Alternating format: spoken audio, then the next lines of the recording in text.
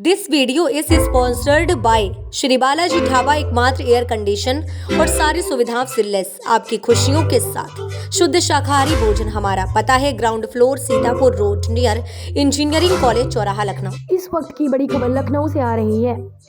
लोकसभा चुनाव से पहले लखनऊ में प्रेस कॉन्फ्रेंस।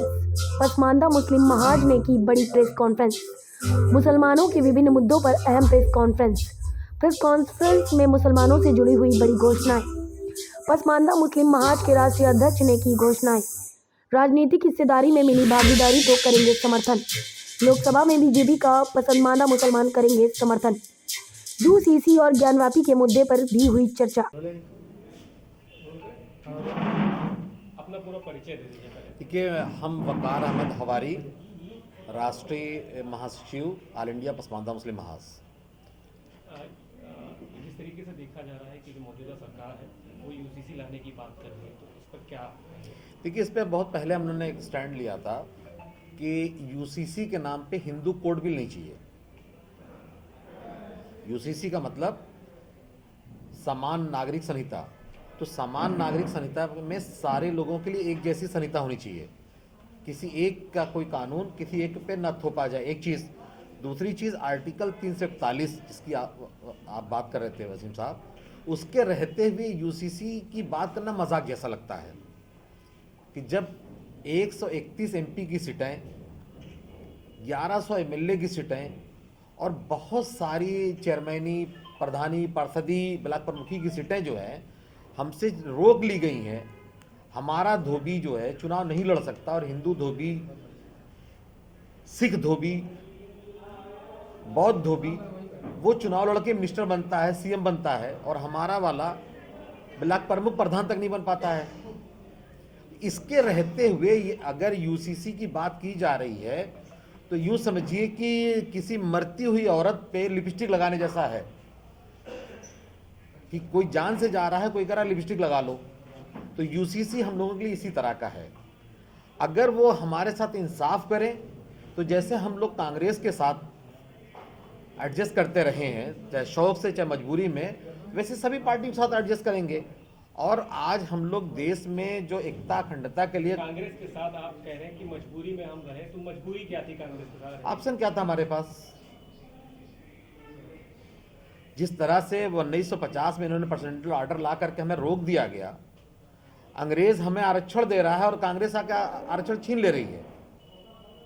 और मैं एक चीज़ आप लोगों को और भी स्पष्ट कर दूं कि ऐसा नहीं है कि बीजेपी कुछ इतना अच्छा कर ले रही है जो थोड़ा बहुत आपने कहा कि उतनी बात है। यूपी के अलावा बाकी किसी भी स्टेट में बीजेपी की तरफ से भी कोई हिस्सेदारी नहीं है। हम एक अजीब से छले हुए, सताए हुए लोग हैं।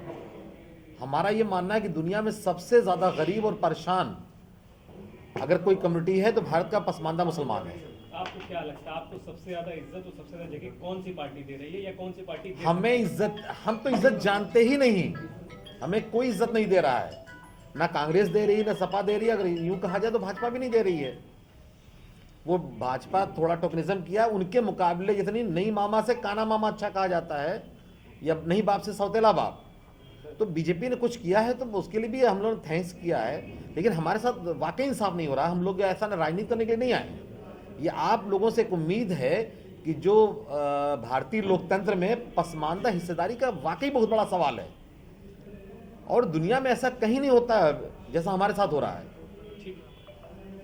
कलाम भाई, देखिए, भारतीय लोकतंत्र में पसमानदा हिस्सेदारी को लेकर आज हम लोग प्रेस कॉन्फ्रेंस कर रहे हैं। हमारे संगठन के प्रमुख राष्ट्रीय महासचिव और राष्ट्रीय महासचिव भी हमारे साथ में हैं। और ये जो पीड़ा हम लोगों के अंदर है कि आज़ादी के बाद से जिन पार्टियों ने अपने को सेकुलर कह के पसमानदा मुसलमानों का वोट लिया और हिस्सेदारी के नाम पे ज़ीरो रखा है। हिस्सेदारी देनी हुई तो समाजवादी पार्टी की बात करेंगे तो उन्होंने यादवों को दी, या कांग्रेस है तो उन्होंने अपने लोगों को दिया। और हमेशा आज अगर पसमानदा मुसलमान इन पार्टियों को वोट देना बंद कर दे तो इन पार्टियों का वजूद ख़त्म हो जाएगा।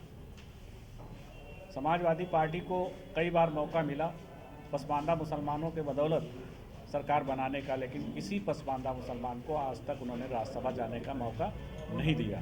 अपने संगठनों में उन्होंने जगह नहीं दी। यही हाल कांग्रेस का है। अगर 1992 के बाद से आप देख लीजिए तो कांग्रेस पार्टी ने किसी पसमानदा मुसलमान को राज्यसभा जाने का मौका नहीं दिया। या उनके संगठनों में वही हाल है। इस तरह से हमारा इस्तेमाल करते चले रहे। कांग्रेस ने सच्चर कमेटी का गठन किया।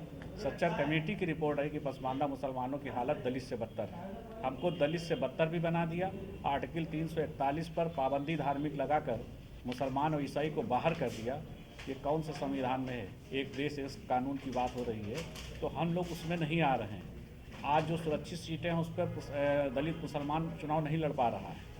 तो जो इस तरह की नाइंसाफ़ी और इन्हीं सेकुलर पार्टियों के द्वारा जिस पार्टी को कम्युनल पार्टी और नफरत पार्टी भारतीय जनता पार्टी को घोषित किया गया था, उस पार्टी ने राज्यसभा भी जाने का मौका पसमानदा मुसलमान को दिया है। 2 लोगों को राष्ट्रीय अपने संगठन में जो है राष्ट्रीय उपाध्यक्ष बनने का मौका दिया है।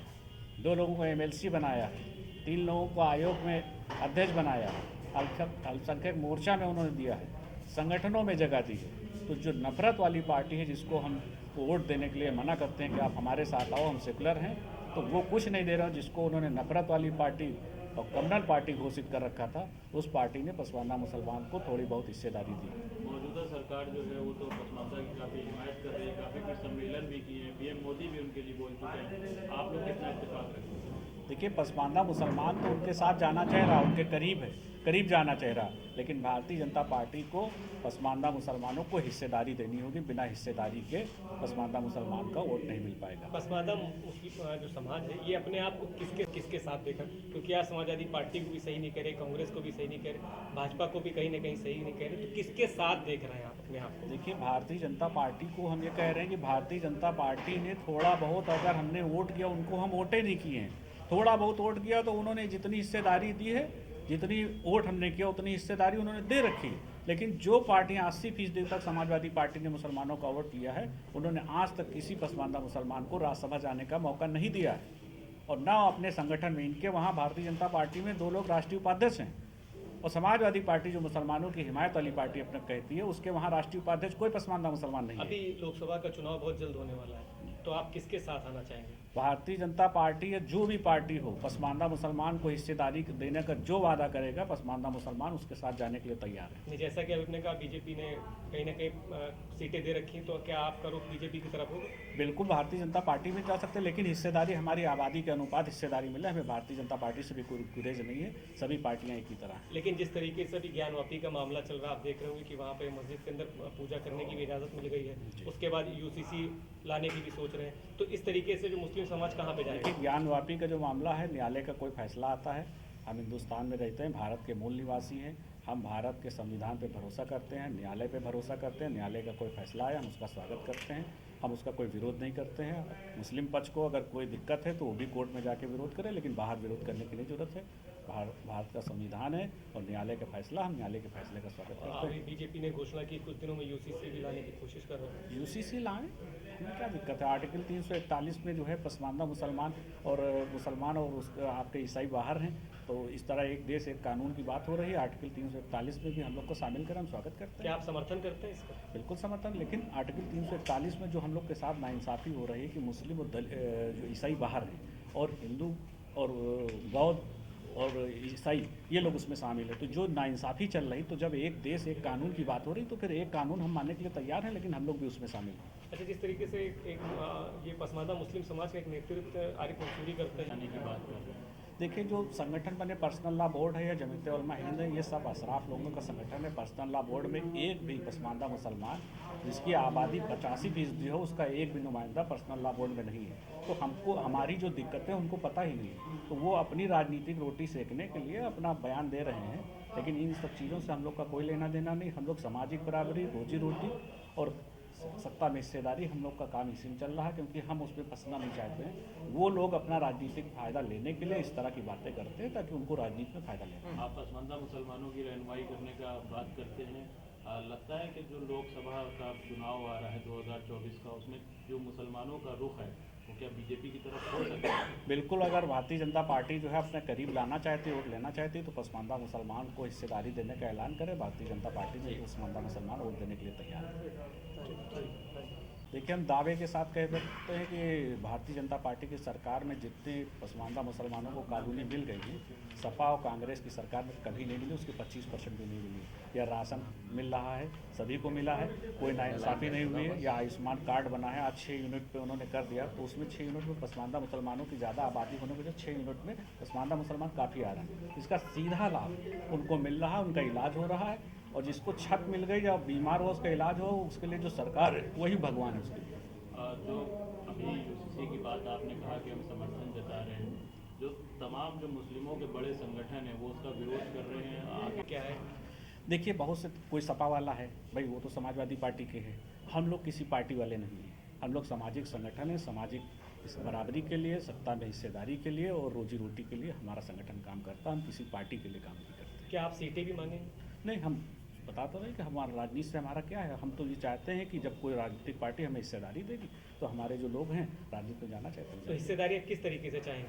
भाई, टिकट अगर मिलना है या संगठनों में जगह है या आयोग में, हम लोग कमज़ोर लोग हैं, पसमानदा लोग हैं, हम लोग चुनाव इतने लोग नहीं लड़ सकते हैं, हमारे पास इतना पैसा नहीं है, कमज़ोर लोग हैं। और जो ये सपा या कांग्रेस, इन लोगों ने अशराफ मुसलमान जिनकी आबादी सिर्फ 15% है, उन लोगों को हमेशा इन्होंने तरजीह दी, पसमानदा मुसलमानों को कभी अपने यहाँ जगह नहीं दी, ना टिकट दिया इन्होंने। तो पहले हमको टिकट के लायक बनावे तो कोई हमें बनाएगा। तमाम है, अगर राज्यसभा है, MLC है, विधान परिषद है, बेचें। मौजूदा सरकार जो है वो